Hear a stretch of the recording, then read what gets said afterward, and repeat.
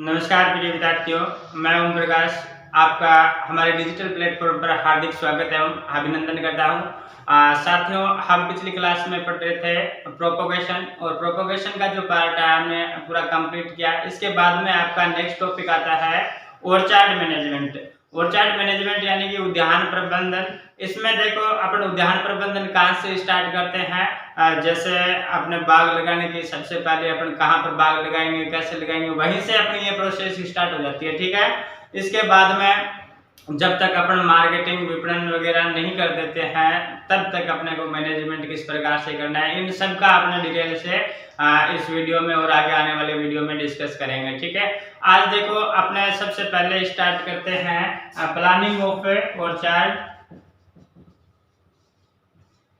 Planning of orchard यानी कि उद्यान योजना।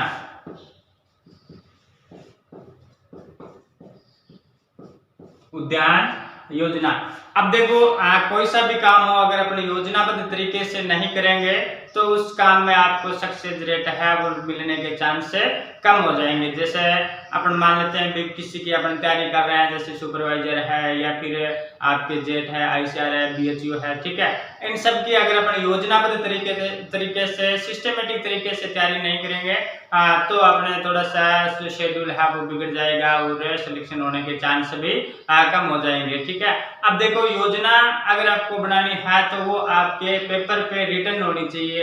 देखो क्या होता है, माइंड में अगर योजना रहती है तो वो योजना ज्यादा लंबे समय तक अपने माइंड में स्टोरेज करने की कैपेसिटी नहीं होती है। क्या होता है, ज्यादातर जो जनरली आसपास की चीजें जो हम देखते हैं वो थोड़ा सा क्या होता है जो ज्यादा कैच करते हैं अपन, और जो पुरानी स्टोरेज की हुई होती है वो डिलीट हो जाती है ना। इसीलिए जो भी योजना आपने को बनानी है वो कागज पर रिटर्न में बनानी है। ठीक है। और जहां पर अपने को ज्यादा टाइम देते हैं वहां उसके सामने जैसे स्टडी करते हैं तो स्टडी टेबल के सामने आपकी वो योजना बनाई हुई है वो सामने होनी चाहिए। ठीक है। ताकि अपना बार बार उन योजनाओं पे उन बिंदुओं पर अपना फोकस रहे और अपने टारगेट है वो कंप्लीट करें। ठीक है।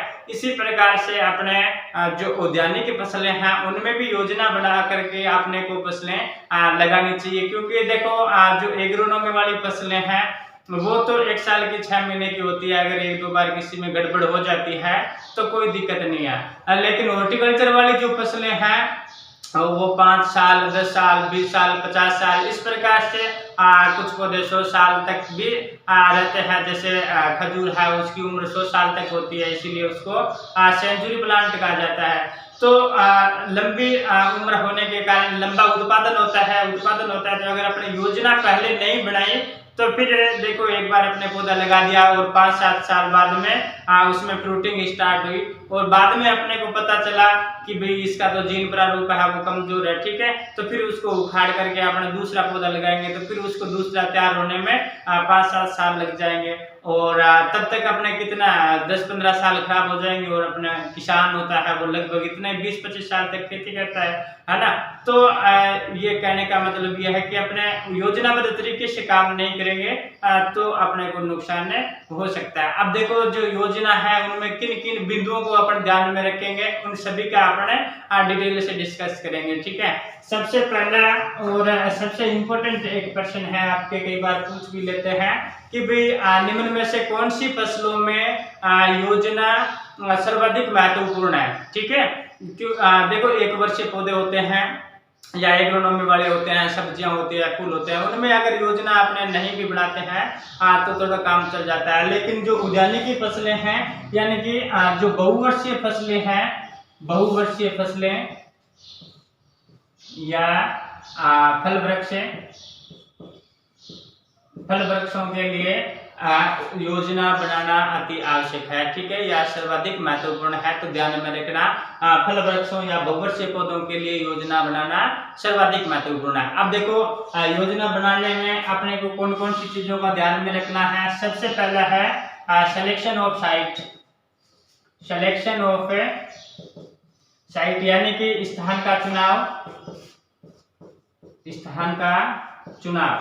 देखो सबसे पहले क्या होता है, अपने पास कोई किसी प्रकार की जमीन वगैरह नहीं है, अपने पास केवल पैसा है और अपने उन पैसों से एक बाग लगाना चाहते हैं, तो अपन किन किन चीजों को ध्यान में रख करके यानी कि क्या क्या योजना में अपन किन किन बिंदुओं को शामिल करेंगे। ठीक है, तो सबसे पहले अपने ध्यान रखेंगे जो सिलेक्शन ऑफ साइट है या स्थान है वो कहाँ होना चाहिए ताकि अपने आगे दिक्कत नहीं आए। ठीक है, तो स्थान का चुनाव करते समय आपको ध्यान में रखना है, ऐसा स्थान का चुनाव करना है जो मार्केट के पास में हो या फिर मुख्य सड़क के पास में हो।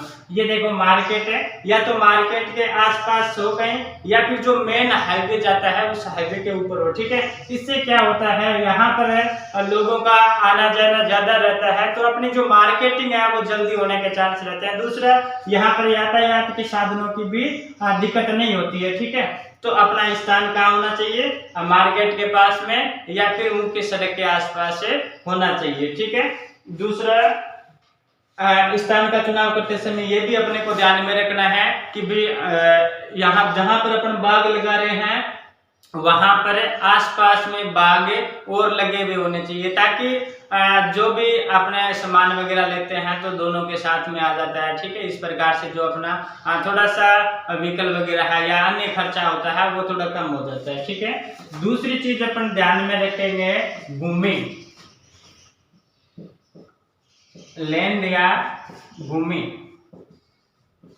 देखो फल वृक्षों के लिए जो सर्वोत्तम मृदा रहती है वो है दोमट मृदा। ठीक है, तो ऐसी मृदा का चुनाव करेंगे, ऐसी भूमि का चुनाव करेंगे जहां पर दोमट मृदा होती है ना, मृदा दोमट होनी चाहिए। और सर्वोत्तम कई बार पूछ भी लेते हैं कि भाई फल वृक्षों के लिए सर्वोत्तम या फिर खेती के लिए सर्वोत्तम मृदा कौन सी है, तो आपका दोमट आंसर हो जाएगा। ठीक है, अब देखो इसके साथ साथ में भूमि है वो बिल्कुल समतल होनी चाहिए। अगर समतल नहीं होगी, इस प्रकार से मृदा होगी, तो क्या होगा, यहाँ पर अपना पौधा लगाया हुआ है तो यहाँ पर जल है वो बढ़ जाएगा, जल बढ़ जाएगा तो फिर यहाँ पर जो प्लांट है उसमें आंत्र गलन वगैरह बीमारी होने के चांस रहते हैं। दूसरा, अगर मृदा इस प्रकार से है, अगर समतल नहीं है तो फिर क्या होगा, इसका मृदा का कटाव है वो भी ज्यादा होगा, हवा के द्वारा भी हो सकता है और जल के द्वारा भी हो सकता है। ठीक है, तो मृदा है वो समतल होनी चाहिए। ठीक है, इसके बाद में मृदा में जल निकास की पूरी व्यवस्था होनी चाहिए, कार्बनिक पदार्थ वगैरह की मात्रा अच्छी होनी चाहिए। ठीक है, और पीएच मान इसका 6.5 से 7.5 के बीच में होना चाहिए, क्योंकि ज्यादातर फल वृक्षों की खेती है वो 6.5 और 7.5 के बीच में ही की जाती है। ठीक है, इसके बाद में एक चीज और मोस्ट इम्पोर्टेंट मृदा में अपने को ध्यान में रखना है कि मृदा जो प्रोफाइल की गहराई है, मृदा प्रोफाइल की गहराई, मृदा प्रोफाइल की गहराई 2 मीटर होनी चाहिए आना, यानी कि मृदा प्रोफाइल की गहराई में, यानी कि जब यहाँ मृदा है वो यहाँ से 2 मीटर गहराई तक है, किसी प्रकार की कोई कठोर परत नहीं होनी चाहिए, है ना। अब देखो जो अपने सस्ते फसलें हैं वो तो 15 से 20 सेंटीमीटर तक उनकी जड़ें नीचे गहराई में जाती है। ठीक है, तो उनमें अगर यहाँ पर कोई परत आ रही है तो कोई दिक्कत नहीं है, लेकिन जो फल वृक्ष होते हैं उनकी जड़ें हैं वो ज्यादा गहराई में जाती है। तो फल वृक्षों की खेती करने के लिए अपने को ये ध्यान में रखना है कि मृदा में 2 मीटर गहराई तक कोई भी कठोर परत नहीं होनी चाहिए। अगर देखो परत कठोर परत होगी, जैसे यहाँ पर कठोर परत होगी, ठीक है, और ये अपना फल वृक्ष लगा हुआ है, ठीक है, अब यहाँ पर जो जड़ें हैं इस परत से नीचे तो जाएगी नहीं, इस परत से नीचे नहीं जाएगी, तो ये जड़ें कहाँ होगी, यहाँ इधर उधर हो जाएगी। ठीक है, अब देखो तेज आंधी वगैरह आ जाती है तो क्या होता है, जड़ें अगर मजबूत नहीं है तो फल वृक्ष गिरने के चांस ज्यादा रहते हैं, इसीलिए 2 मीटर गहराई तक किसी भी प्रकार की कोई कठोर परत नहीं होनी चाहिए। ठीक है, इसके बाद में नेक्स्ट अगर अपन बात करें तो नेक्स्ट है क्लाइमेट या जलवायु। अब देखो फल वृक्षों का अपने को चुनाव करते समय ये पता होना चाहिए कि कौन सा पौधा है वो कौन सी जलवायु का है। जैसे अगर अपने एप्पल की खेती कर रहे हैं तो वो श्रीनगर में उनकी वहाँ की शीतोष्ण क्लाइमेट है, वहाँ पर सर्वाधिक होता है। अगर उनको अपने यहाँ पे राजस्थान में लगा देंगे या फिर इधर महाराष्ट्र केरला इधर लगा देंगे तो उनकी जो सक्सेस है वो नहीं हो पाएगी। ठीक है, तो सबसे पहले अपने को ये पता होना चाहिए कि कौन सा फल वृक्ष है वो किस जलवायु का है। फल वृक्ष ही नहीं, फलों की किस्मों किस्मों का भी चुनाव अपने को करना चाहिए। जैसे बेर की कुछ किस्में हैं, गोला है, वो सेब है, ये किस्में हैं वो अधिक सूखा सहन करने वाली किस्में हैं। तो इस प्रकार से फल वृक्ष और किस्मों दोनों का चुनाव ही अपने को जलवायु के अकॉर्डिंग करना चाहिए। और जलवायु का जो पार्ट है वो अपने पहले क्लासिफिकेशन में डिस्कस कर लिया था, ठीक है, तो वहां पर जाकर के आप देख सकते हो। इसके बाद में नेक्स्ट अगर अपन बात करें तो नेक्स्ट इसमें बाग में ध्यान रखने की बात है सिंचाई की व्यवस्था।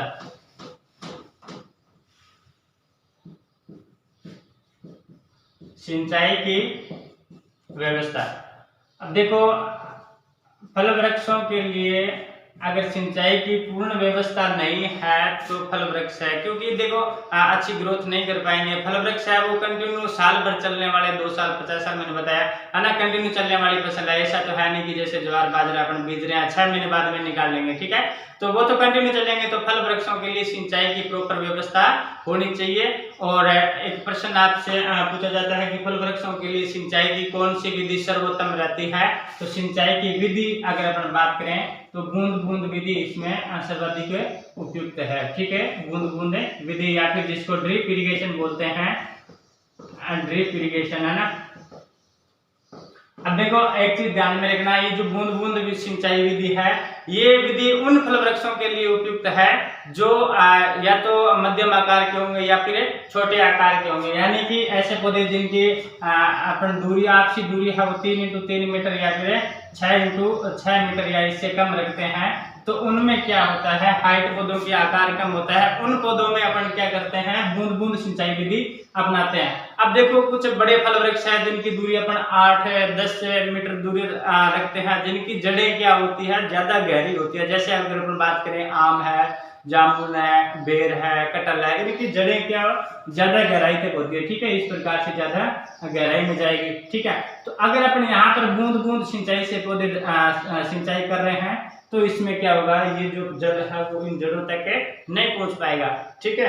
तो बड़े फल वृक्षों के लिए बूंद बूंद सिंचाई विधि उपयुक्त नहीं है, मध्यम और जो छोटे आकार के फल वृक्ष है उनके लिए सर्वोत्तम है ना। अब देखो बड़े जो फल वृक्ष है उनमें फिर किस प्रकार की सिंचाई की विधि अपनाएंगे, उनमें अपन अपनाएंगे रिंग मेथड, छल्ला विधि। किस प्रकार से होती है, देखो जो आपके बाग है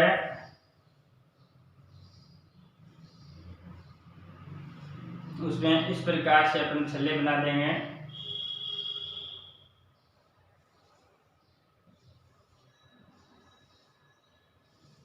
ठीक है, जैसे यहाँ पर पौधा लगा हुआ है ना, और ये अपना आगे और करते रहेंगे जैसे जैसे अपने पौधे आएंगे, ठीक है। अब देखो यहाँ से पानी छोड़ देंगे, इसके बाद में इधर चला जाएगा, इधर ये पूरा कंप्लीट भरने के बाद में इसको यहाँ से बंद कर देंगे और इसमें छोड़ देंगे। इसके बाद में जब ये भर जाएगा तो इसको बंद कर देंगे, आगे वाले में छोड़ देंगे। ये जो रिंग विधि है या छल्ला विधि है वो सर्वाधिक जो बड़े फल वृक्ष होते हैं उनमें उपयुक्त है, ठीक है। अब देखो नेक्स्ट जो अपना ध्यान रखने योग्य बात है इसमें प्लानिंग में, वो है मजदूर व्यवस्था। सिंचाई की व्यवस्था के बाद में मजदूर व्यवस्था।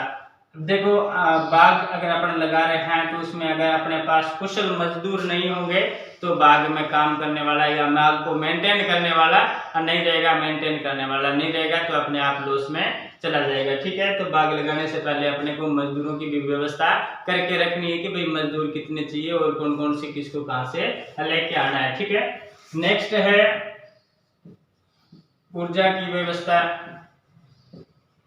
है ना। देखो बाग में लाइट की भी प्रॉपर व्यवस्था होनी चाहिए। जैसे अपने पास जल है तो जल को अपने ड्रिप चला रहे हैं या फुहारा क्या ड्रिप या फिर कोई और जैसे अपने को स्प्रे वगैरह करना है तो लाइट की प्रॉपर व्यवस्था होनी चाहिए। लाइट आपके कोई सी भी हो सकती है, सौर ऊर्जा हो सकती है, विद्युत ऊर्जा हो सकती है या फिर कोई जनरेटर वगैरह भी हो सकता है, ठीक है।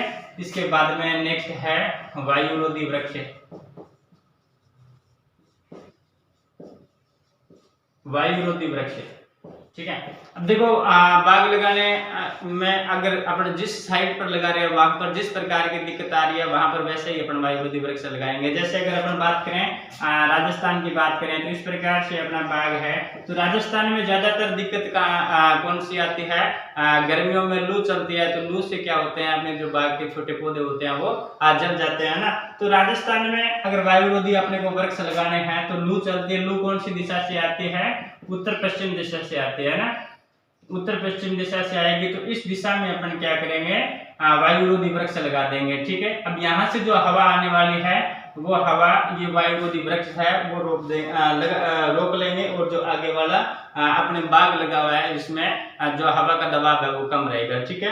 तो वायुरोधी वृक्ष है वो हमेशा अगर लू से बचाना है अपने को तो उत्तर पश्चिम दिशा में लगाना चाहिए। मान लेते हैं कि भाई कहीं ज्यादा सर्दी पड़ रही है, शीतलहर पड़ रही है, तो वहां पर अगर अपने को वायुरोधी वृक्ष लगाते हैं जैसे हिमाचल वगैरह, तो वहां पर कौन सी दिशा में कौन सी दिशा से आती है, जो शीतलहर आती है वो हिमालय की तरफ से आती है, उत्तर पूर्वी दिशा से आती है। तो यहाँ से जो हवा आने वाली है उसको रोकने के लिए अपन क्या करेंगे, वायुरोधी वृक्ष लगा देंगे, है ना, इस साइड से उत्तरी पूर्वी दिशा में। ठीक है। लू से बचने के लिए कौन सी दिशा में लगाएंगे, उत्तर पश्चिम दिशा में, और शीतलहर से बचने के लिए उत्तर पूर्वी दिशा में। ठीक है। ये दोनों ध्यान में रखना।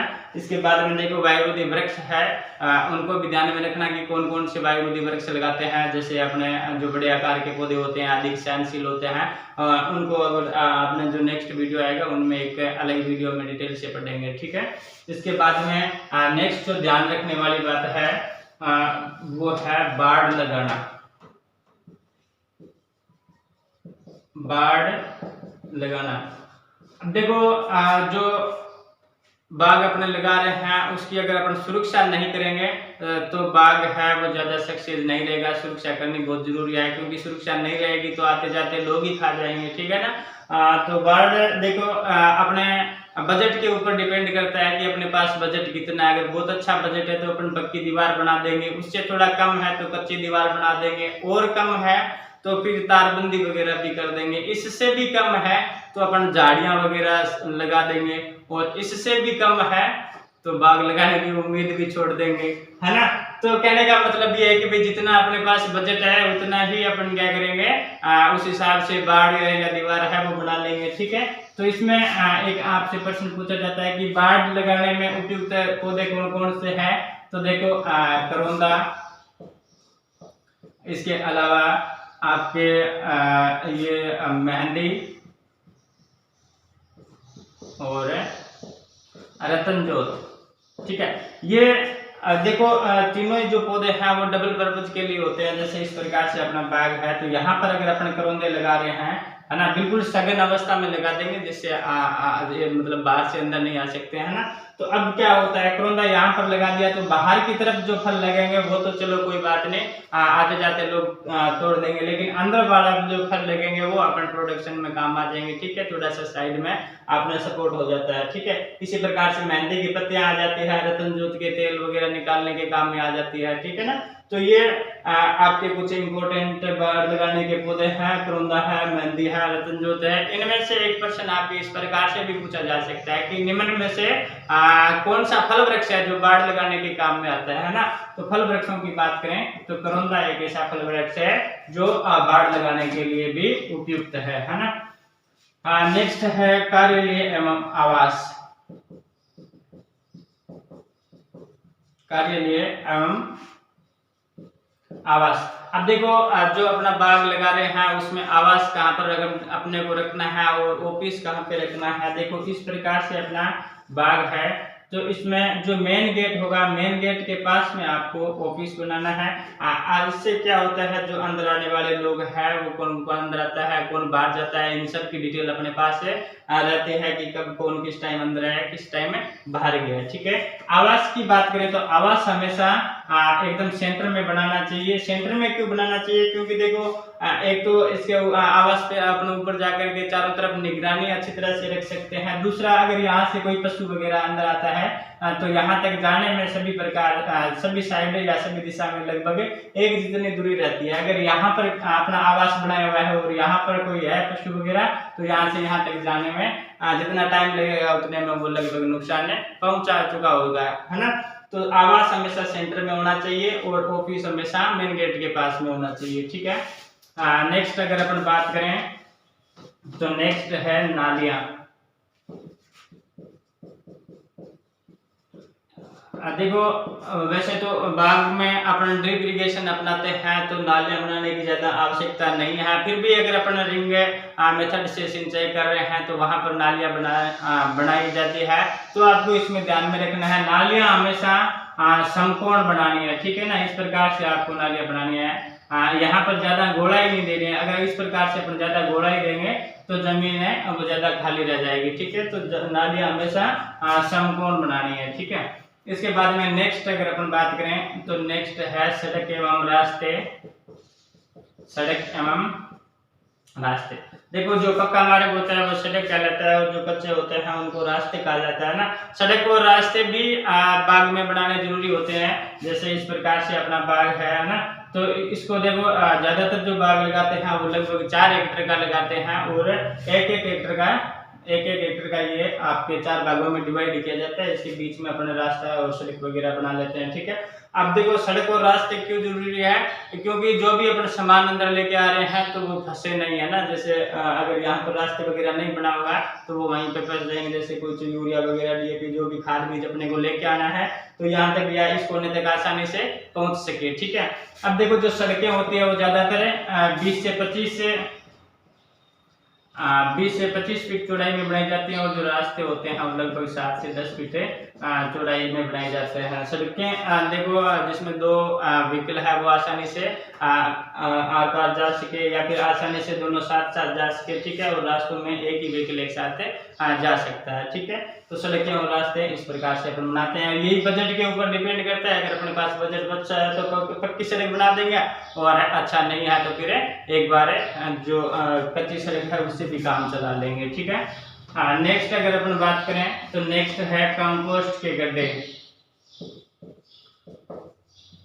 कंपोस्ट के गड्ढे, अब देखो अगर अपन बाग लगा रहे हैं तो इसमें कंपोस्ट के गड्ढे भी अपने कंपोस्ट खाद है वो भी खुद ही तैयार करते हैं। अब देखो यहाँ पर अपना आवास है तो जो कंपोस्ट के गड्ढे अपन बना रहे हैं वो आवास से न तो ज्यादा दूर होने चाहिए और न ही ज्यादा पास में होने चाहिए। अगर ज्यादा पास में होंगे तो फिर क्या होगा, जो गोबर वगैरह है उसकी बदबू अपने घर तक आएगी और ज्यादा दूर होगा तो गोबर वगैरह वहां तक ले जाने में दिक्कत होगी, ठीक है।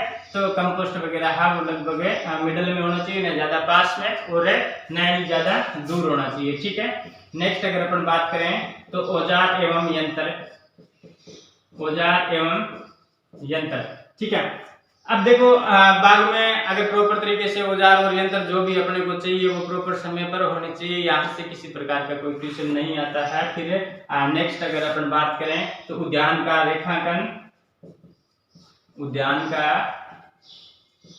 रेखांकन या लेआउट ऑफ ऑर्चार्ड। अब देखो इतना सारा सामान अपने पास, ये सारी की सारी चीजें अपने पास अवेलेबल होने के बाद में अपन क्या करते हैं, उद्यान का रेखांकन करते हैं। यानी कि जो अपने पास जमीन है उसमें अपने गड्ढे पहले खोद करके तैयार रखते हैं, ठीक है ना। रेखांकन पहले करते हैं, रेखांकन करने के बाद में निशान लगा करके गड्ढे खोदते हैं। गड्ढे खोदने के बाद में सीधा डायरेक्ट अपने को प्लांट लगाना होता है, ठीक है। तो रेखांकन है वो अपन नेक्स्ट वीडियो में करेंगे, ठीक है। धन्यवाद।